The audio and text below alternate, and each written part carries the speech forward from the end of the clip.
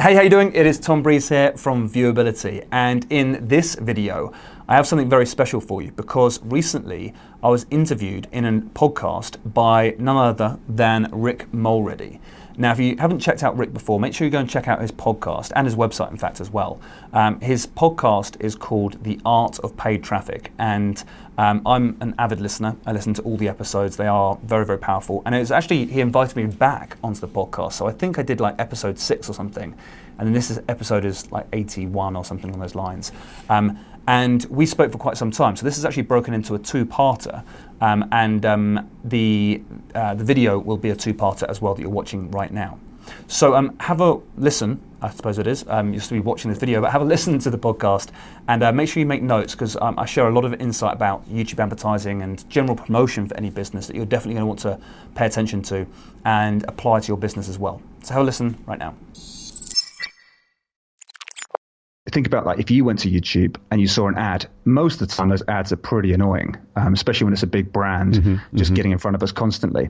Whereas if you're going to look for information about something and then an ad comes in and actually gives you really good advice, you're like, wow, I've just built a connection in less than 10 seconds sometimes with this brand and I'm actually learning from them. Oh, wow, there's something I can do to further this journey with this particular brand. I'll click that link, go to the website, sign up and so forth.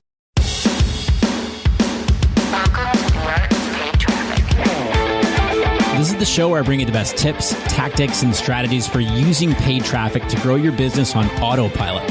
You also hear what's working and not working right now from the top minds in online marketing so that you can get more leads and sales every day without having to empty your wallet in the process. All right, let's jump into it. Hey, what is up, everybody? Welcome back to the Art of Paid Traffic podcast, episode number 134. Rick Mulready here. Hope this finds you well. Thanks a lot for coming to hang out with me today. Really appreciate it.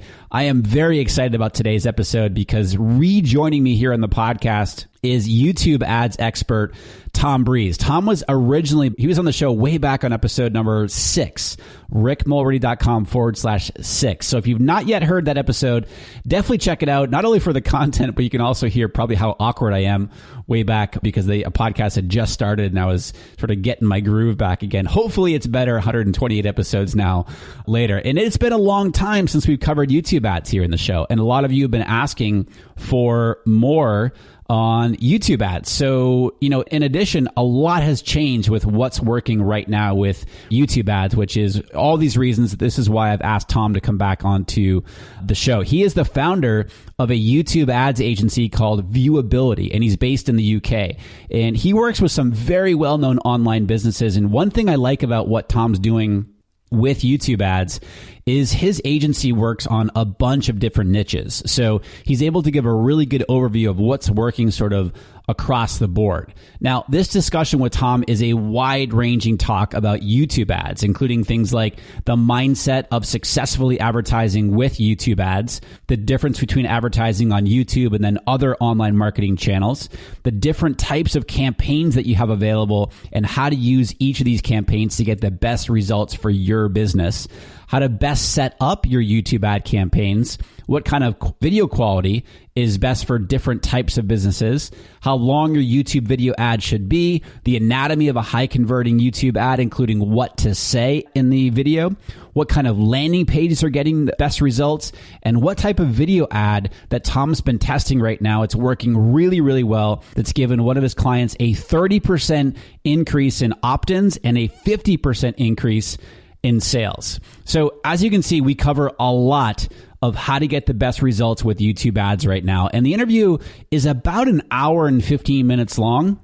So I decided to break it up into 2 episodes, a part 1 and a part 2. So today in part 1, we're going to dive into the mindset of successfully advertising with YouTube ads, the difference between advertising on YouTube and other online marketing channels, the different types of YouTube ad campaigns that you have available, and then how to use each of those campaigns to get the best results possible for your business, how to best set up your YouTube ad campaigns, and then everything else we're going to dive in part 2 in next week's episode. Okay. So that's how we're going to break this sort of overarching discussion about YouTube ads with Tom in a part 1 today and then a part 2 next week. Now, before we jump into it with Tom, I want to let you know that I'm doing another live event in May here in San Diego. This is my FBA live event, and which is limited to just 40 people. And at the time I'm recording this, over half of the spots are already taken. Now, FBA Live is a 3-day intimate workshop experience where you'll learn cutting-edge online business building strategies, tips, and tactics that are working right now to grow and automate your business. But more importantly, this is an opportunity to implement, with the help of my team and me, your Facebook ad strategy to grow your business. My team and I will be personally helping you, looking over your shoulder to make sure that you're walking away with an active, high converting Facebook ads campaign. And for those of you who are already doing Facebook ads, you're going to walk away with campaigns that are doing better when you leave this event. Everything's going to be set up and done the right way. We're going to help you discover the blind spots, the things that may be getting in your way of effectively marketing your business online, and then fix them for you on the spot. That's what this event is all about. You're also going to have rare access to and learn from some of the smartest and best online entrepreneurs around. People like Amy Porterfield, Pat Flynn, and more. You're going to be surrounded by other like-minded entrepreneurs who are trying to grow their business just like you. So if you want to learn more and secure your spot, just go to rickmulready.com/live. Again, rickmulready.com/live. Like I mentioned, at the time of this recording, over half of the spots are already gone, and this event will again sell out. So if you want to grab a spot, definitely don't wait. All right, let's go hang out with Tom Breeze. Tom, welcome back to the show. It's so good to have you on here. How's it going, man? Very good. Very good. How are you doing? I'm doing great. We were just talking right before we hit record here. We're on episode number 134, and you were on episode number 6 of the podcast. And I was joking. I said, you know what? This is the same kind of thing. You and me sitting down, almost as if we're sitting down for coffee or whatever, having a chat. Hopefully, though, I'm better at interviewing than I was 128 episodes ago, though. Well, I've done a lot more podcasts myself as well, so maybe there's a whole new standard. Exactly. We were setting the bar pretty high right now. Well, I wanted to get you back on here, number one, because you are the go-to for me for YouTube ads. And as far as looking at any kind of questions and what's working right now, and I looked and I was like, holy cow, we have not covered YouTube ads here on the podcast in a very long time. And so I'd reached out to you and I was like, hey man, love to have you back on the show to talk about what's working right now when it comes to advertising on YouTube. And you'd mentioned, heck yes, there's a lot going on right now that is working really well that you guys are seeing. So before we get into that, give us, for people who have not heard that episode, back on episode number 6. By the way, guys, it's rickmulready.com/6 if you want to hear my original interview with Tom. But Tom, let us know who you are and what you do and what you're up to. Yeah, of course. Okay, perfect. So my name is Tom Breeze and I run a YouTube ads agency. We're based in the UK and it's called Viewability.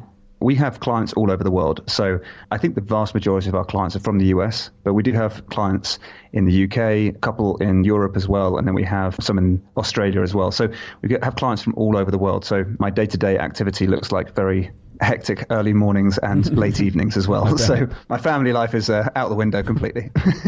But no, we run a very cool agency. We love what we're doing and we just zero in on just YouTube ads. And we have a very unique pricing model as well. So we don't charge on a monthly fee or a percentage of ad spend like most agencies. We actually work on cost per acquisition.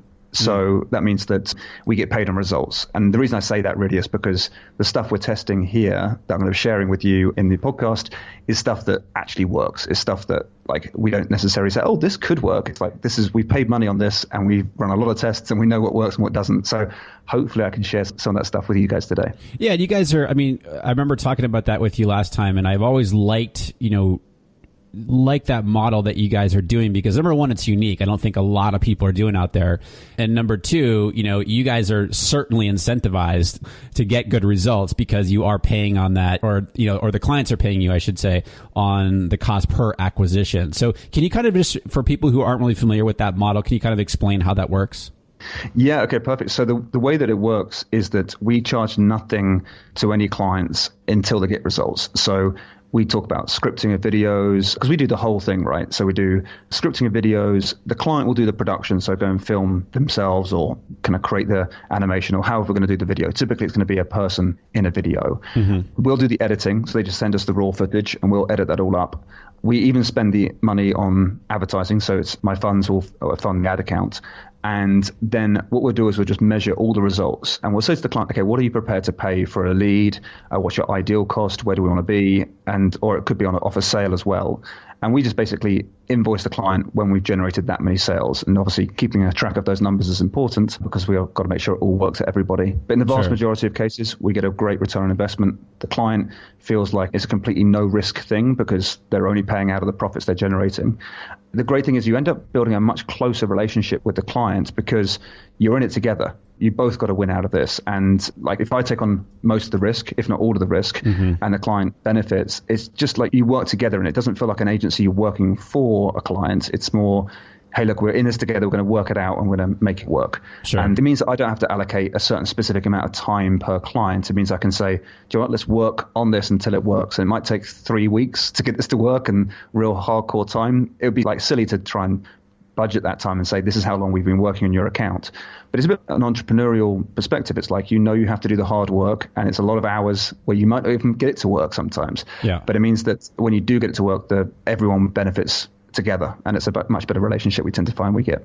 Yeah, it's the whole testing, like we talk about so often here on the show, having the patience to test things out, that, things are not always going to be a home run out of the gates. It's not going to be overnight success necessarily. That you just mentioned, it could take you, it could take you a couple weeks. It could take you several weeks. It could take you maybe a couple months to dial something in, but you're in this with your client to make sure this works because you guys are getting paid on the acquisition. That's how you guys are making that money for yourself. And I like that because you just mentioned it's entrepreneurial and it doesn't seem like, it seems more like a partnership as opposed to like, they're hiring you, but it feels less like that you're working for them in a partnership with them to make sure that they get success.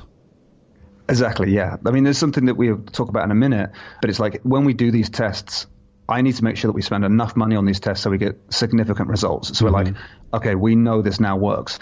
But it may have cost me $3,000 to work it out for that particular client. And there may have been like 2,800 of that might have been a complete waste. But if that was the client's money, I would feel really weird about that and spending the client's money on something that's not working. But I know that I need to do that because I need to work out what is working, what's not working. But then once we worked out what that $200 left that actually produced the result, we can then scale that, optimize it, and turn off the stuff that wasn't working. And then we can all benefit from that result. But also I can apply that same theory to all other clients as well that would fit the same sort of campaigns. So it means that I can learn by spending my own money as opposed to spending clients' money and learning that way. It just feels more fair to me as well. Yeah. Do you have like a certain percentage? Like, do you kind of go into a campaign thinking or having an idea of how much money that you're going to allocate to testing? Or is it more to sort of like, all right, we're going to put money into this until we find what works? Yeah, there's only a point at which we say, okay, this is not going to work. I don't have a hard and fast rule to say this is what that figure is. I tend to get a feel for it. So we'll build out certain types of campaigns which we feel like, okay, there's a no-brainer. We should get some really good results from that. And we've been doing this long enough now to know that, okay, yeah, those ones are working really well. With a lot of those campaigns, we can kind of take out a lot of the data from what's happened so far, and we use that data to guide us for the next phase. So let's say, for example, we build 4 or 5 campaigns that we feel like, okay, those ones typically for most clients in this type of niche tend to work really well. Maybe 4 out of the 5 work really well. But the great thing is you can look at all the ways you targeted, look at where the results are coming from, use that, apply that to the next phase, and typically then you can scale up much more efficiently into new areas. So if you run that first test and those 5 campaigns didn't work, that's the point where I normally go back to the client and say, okay, there's something either wrong with the videos we've created or something wrong with the landing page, or maybe we just got this wrong from the start. I don't know what's gone on, but we go through a diagnosis process then with the client. It's rare that we have to do that because it's not normally, you can imagine the screening I have to do prior to taking on a client because, of course, we have to be really careful about who we work with because we normally lose a lot of money in the first month and sometimes even the second month as well. So I have to be really careful about what clients are working with us. We've got to make sure they've got a good funnel in place already, because I don't want to be spending my money on testing a new idea for a client. Yeah. So it's those sorts of things that come up when we first do a lot of inquiries and things.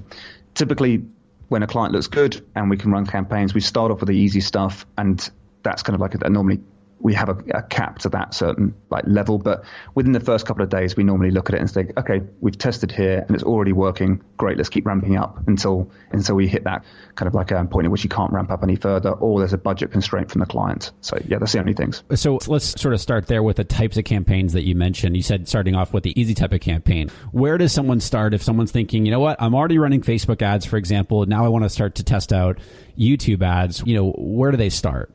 From a campaign perspective, because I do want to get into the types of videos and the stuff that goes in there, and then we're going to get into what's working right now, or their new kind of things. But let's sort of start with the types of campaigns. And you mentioned there's like the easy type of campaign. What does that mean?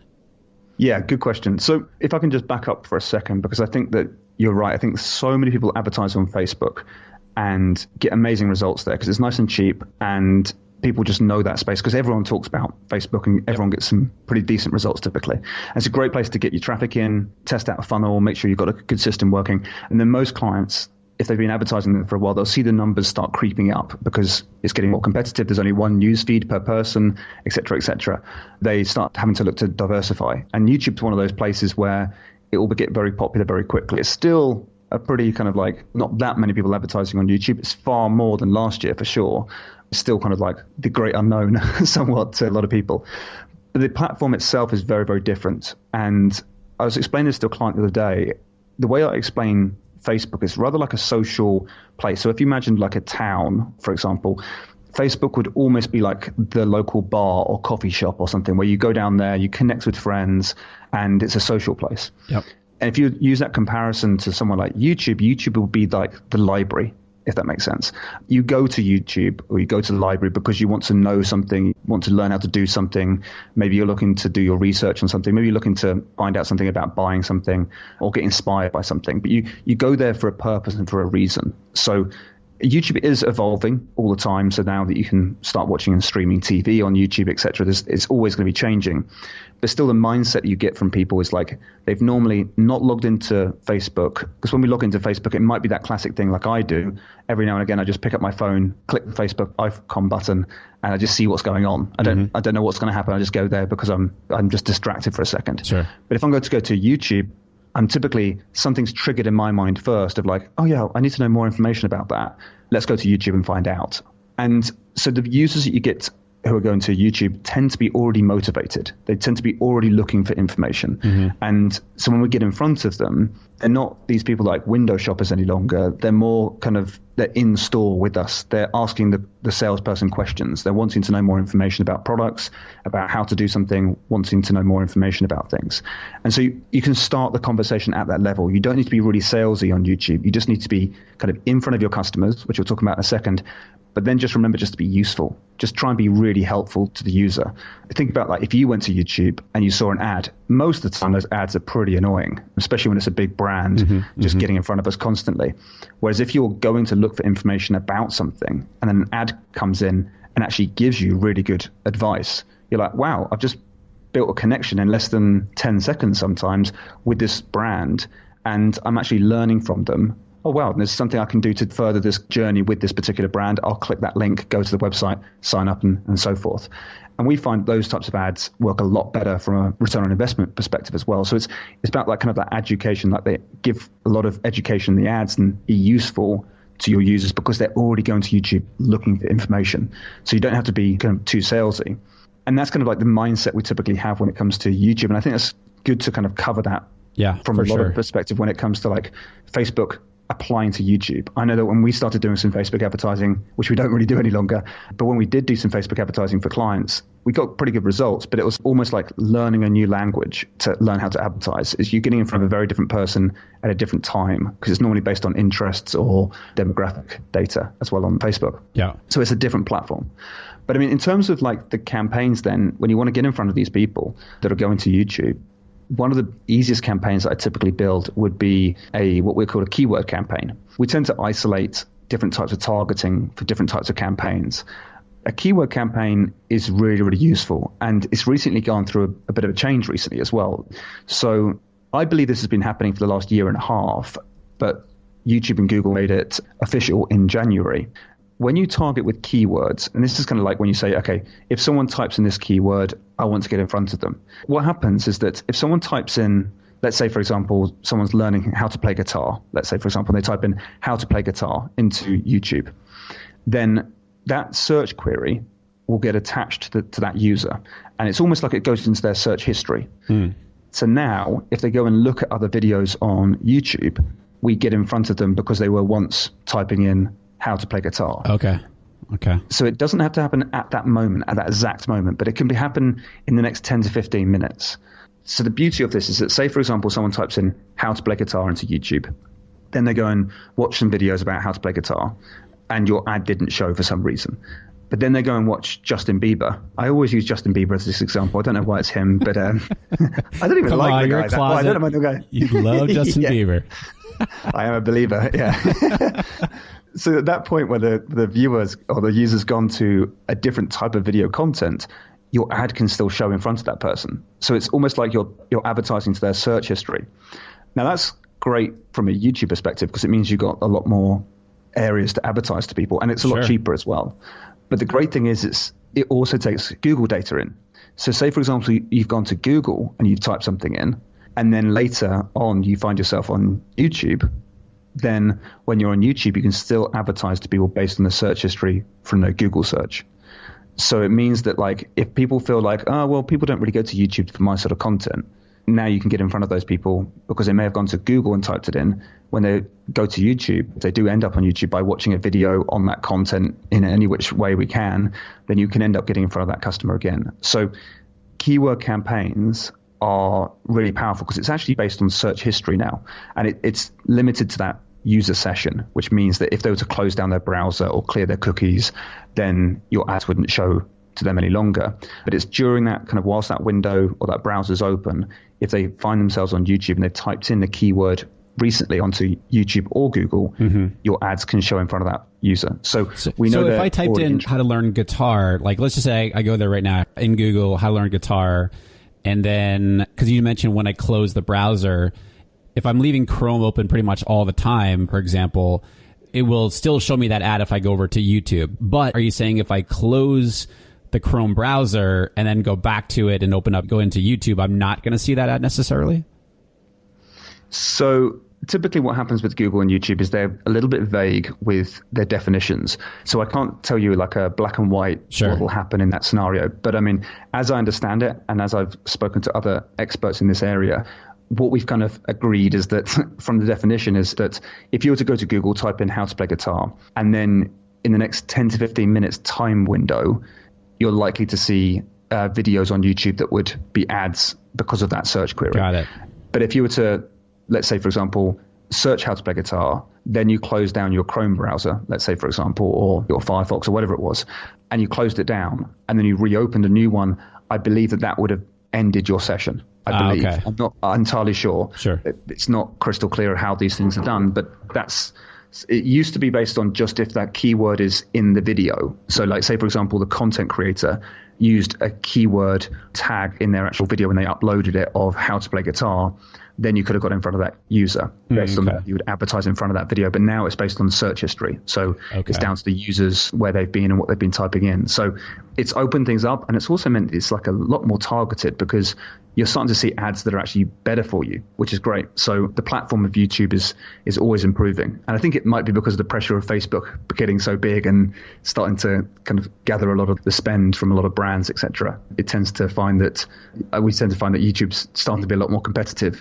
They're stepping their game up a little bit. Yeah, exactly. Yeah, so it's good. So if you're going to do a keyword campaign, like, do they have any kind of tools? Like, so for example, with Facebook, they have audience insights where you can go in there and do research, for example, to find relevant audiences based on something that if I put in, Entrepreneur Magazine, for example, it's going to give me other relevant audiences that I might be able to target. Is there some sort of similar tool that we can use for setting up like a keyword campaign like this? Maybe somebody might have, 5 to 10 keywords that might come to mind that are, top of mind. Boom, these are the 5 to 10. But then we want to really build that out, or maybe do we want to build that out even more? And if so, do they have some sort of tool to help us with that?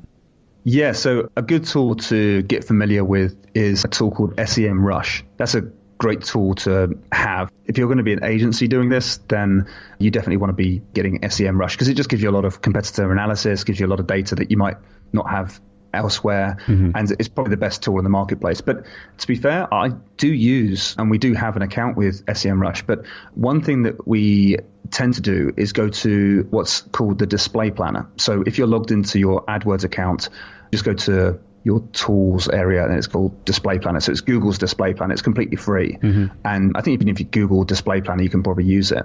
And then you can start adding in keywords, and you can add in kind of like your core keywords, what we call. So like if you know that you've got like 10 keywords that you think these are perfect for my type of audience, as long as they're kind of like all around the same sort of theme, you can chuck them all in, and then Google will give you a whole heap of new keywords that would be relevant as well. So you can literally just like grab all of the keywords that are relevant for you. It might give you like, let's say 200 or so. Yeah. Then you can go through and select the ones that you think will be most relevant. I tend to avoid anything to do with free, anything to do with kind of like, sometimes you pick up weird, ambiguous words that can sometimes cost you a lot of money. Like when I've done some of this for like the trading, we got some like trader training type of clients who like Forex markets and things like that. And sometimes you can get like games where you can trade players, like FIFA Soccer, for example, where like the kids are uploading FIFA Soccer. Here's how to trade your players. And so if you're not careful, you can spend a fortune in the wrong place sometimes. Right, so gotcha. You've got to be a bit careful about that. You can actually add exclusions if you wanted to. So you can say not FIFA. So you can kind of add that in there.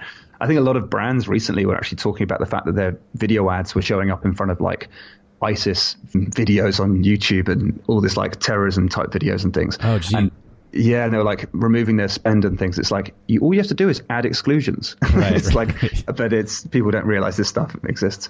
Anyway, yeah, so you can use the display planner. There's a keyword planner as well, but we actually use the display planner because it gives you unique insights sometimes, which is really handy. And then grab all the keywords you want, and then just literally inside of your account, you would create what's called an ad group, which is like an ad set on Facebook. And then your targeting would be a keyword, and you just choose one keyword per ad set, or what's called an ad group on YouTube or on Google. So you one keyword per ad group, and then you make sure you've got your ads in that ad group as well. So if you've got 200 keywords you want to target, then you would have 200 ad groups because it gives you so much more flexibility. Sure. And then you can just turn off the ones that don't work, play around with the cost per views if you want to. But you're going to find that out of 200, you might be left with something like 40 that are good for you. Yeah. But the great thing is the reach on most keywords, depends on what niche you're in, of course, but the reach can be colossal. So you can spend a lot of money in those areas just focusing on a few keywords. If those gray area ones that might be just about breaking even or close to, or like I think got a lot of scale, but just costing a little bit too much money, you can like do things like you can overlay that with like topics, for example, or other types of targeting, which means then you can say, okay, well, my target audience who are looking up this type of keyword and they have to be watching videos around this sort of topic, that's what I want to advertise to. And then all of a sudden you tend to find the cost per acquisition for a new lead can drop dramatically by adding those topics in to those keywords that are just on that break-even point. It means that you can really start to scale up, but also refine and optimize as you go as well. Now, when you're doing the one keyword per ad group, in Facebook, I'm not a fan of putting multiple ads within an ad set, just simply because how quickly Facebook's algorithm declares a winner, quote unquote, of one of those ads. Are you putting multiple, and this is my complete lack of knowledge here when it comes to setting these types of things up within Google, are you doing multiple video ads within an ad group, or is it more one video ad per ad group? It's a good question. We will actually when we look at building the campaigns, it depends on the client and the strategy, really. So if you wanted to do a fair split test and you put 2 videos inside of an ad group, you're going to get pretty accurate data. Like Google are pretty good at sharing them out, and you can optimize by views or you can optimize by conversions. Not that I've seen that much difference between the two. It'll be a pretty manual process. Sometimes Google do run away with one and just let all the views go to one, but then you can just pause it for a time being and let the other one run. You could split them up if you really wanted to and let them run at the same time in different ad groups if you wanted to.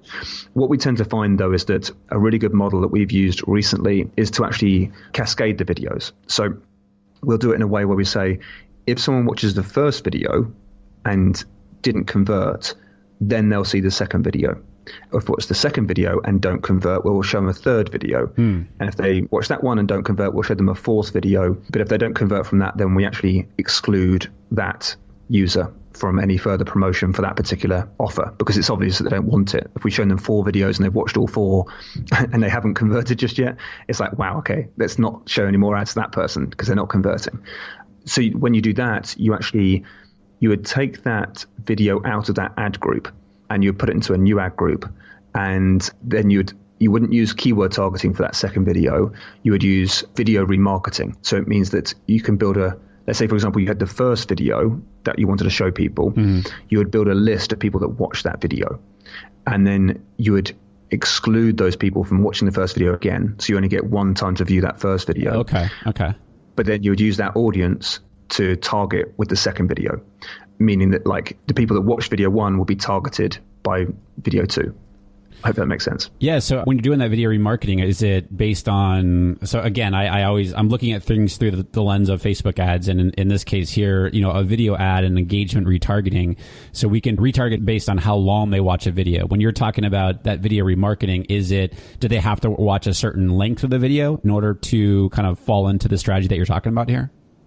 Yeah, so they would be considered a view. So they'd have to have watched the video for 30 seconds. Got it. Okay. So it means that you got an engaged viewer watching that video.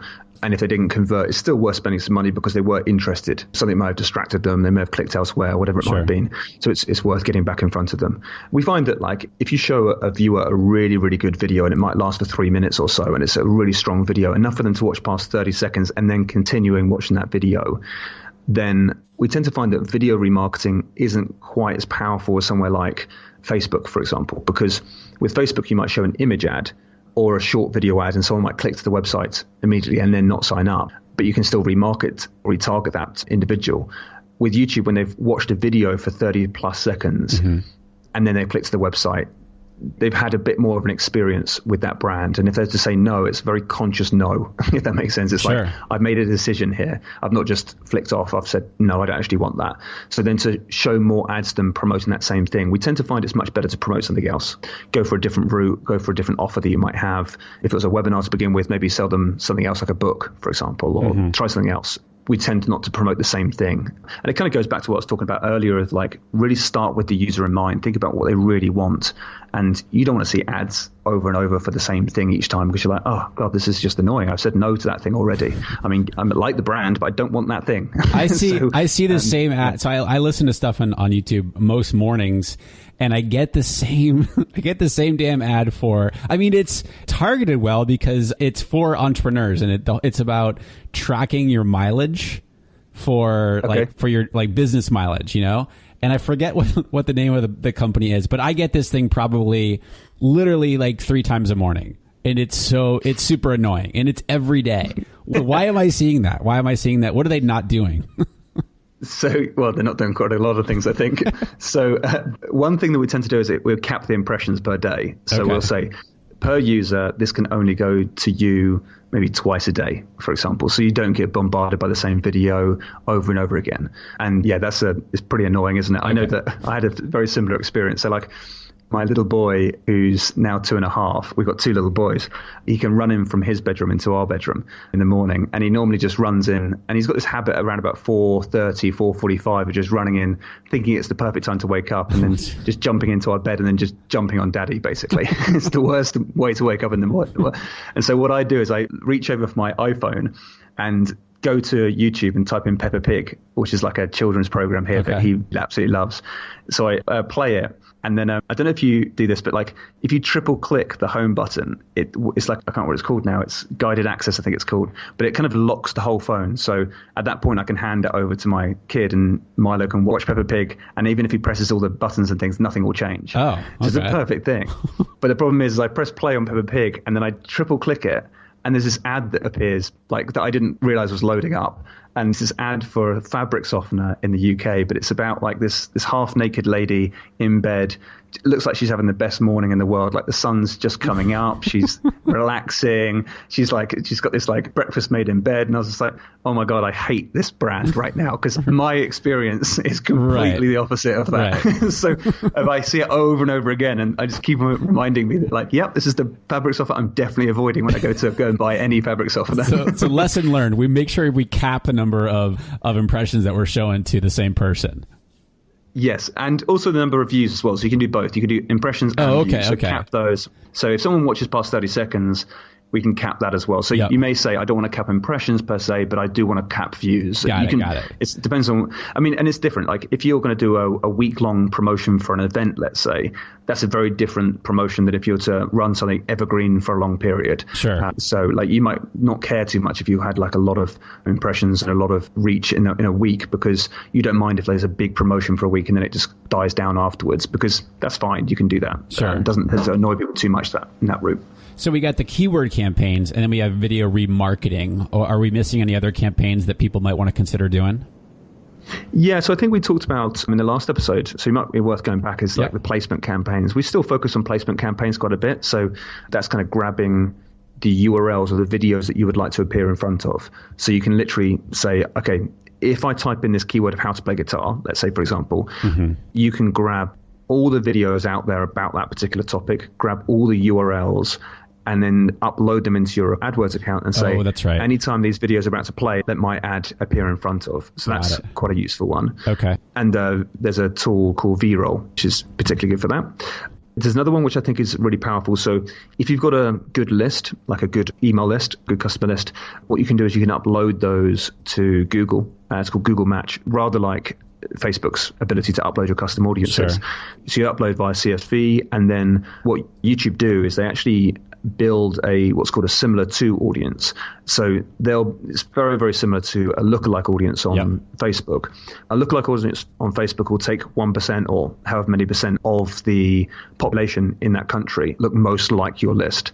Whereas YouTube do it slightly differently. They say, okay, there's your list. We'll build one that's 10 times the size of that list, typically around about that sort of size, about 10 times the size of that list, but it's based off the data points you've got. So if you had a small list, it will give you another 10 times the size of that small list. So if it was 1,000 people, you might have 10,000 people. If it was 100,000 people, you'd have 1 million. And but on Facebook, it's going to be, I think it's in the US, it's like 1%. I think it's like 2.9 million or whatever, or however many people it is. Yeah, a little over 2 million. A little over 2. Okay, great. So it's a slightly different thing, but it's based off the data and then saying we'll find other data points of people. But those similar audiences on YouTube are great to advertise to, typically. If you've got a good solid list and they're high quality, then you tend to be able to find that you can use that similar audience list, and it's much the same sort of results you would expect from like a really, really good lookalike audience from a customer list, perhaps on Facebook. Is it matching? What are the data points that it's? I mean, I know you don't know specifically, but is it just because Google knows so much about people? Is that because when you do it for Facebook, Facebook is looking at, okay, how many of the people on your email list are Facebook users, and thus those people we know a lot about. How's Google matching that? Very similar. So a lot of people have Gmail accounts. A lot of people have, and the amount of data they can get off you is unbelievable, really. It's crazy. Remember, they've been around for a lot longer, so they have a lot of data that goes a long way back as well. It's a very, very powerful. There's so many official stats that apparently here's how they do it and things. I'm not too familiar with it. I don't really look into it too much, to be quite honest. It's like, if it works, it works. And I kind of know a little bit about how those audiences are built out. But yeah, we tend to look at it and think, right, it's the quality versus quantity thing. So sometimes you can have a massive list and it will outperform a really high quality list. Sometimes like your prospect list might outperform your customer list perhaps.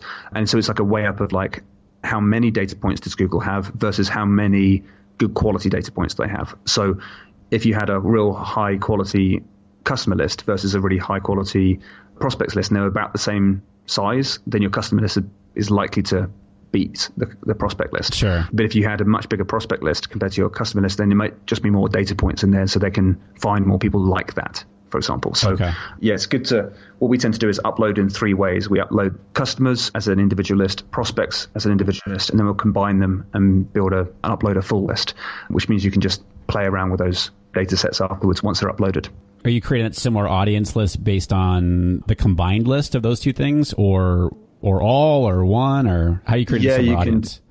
You can do. So you can build similar audiences off any pixel tracking as well. So anyone that visits certain pages or buys something from you and it fires off a pixel, you can build similar audiences to those audiences as well. And it'll do it automatically for you. So YouTube just do this for you when you build out your AdWords account.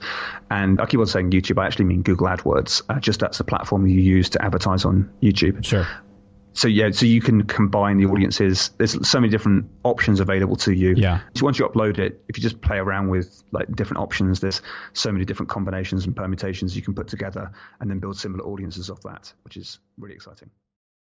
All right, so we're going to stop right there with part 1 of my interview with Tom and then finish the discussion on YouTube ads in part 2. We're going to be covering what kind of video quality is best for different types of businesses, how long your YouTube video ad should be, the anatomy of a high converting YouTube ad, including what to be saying in your video, what kind of landing pages are converting best right now, and then also we're going to talk about what type of video ad that Tom has been testing working right now really well. It's giving one of his clients a 30% increase in opt-ins and a 50% increase in sales. Tom's going to break down exactly what's giving him those kind of results. Okay, so hopefully you found part 1 really useful. And if you did, if you found some like little tidbits that you thought was really useful for your business, please do leave your comments below and interact with me, because it's really good to understand what it is that you found really powerful for your business and what you're going to implement as well.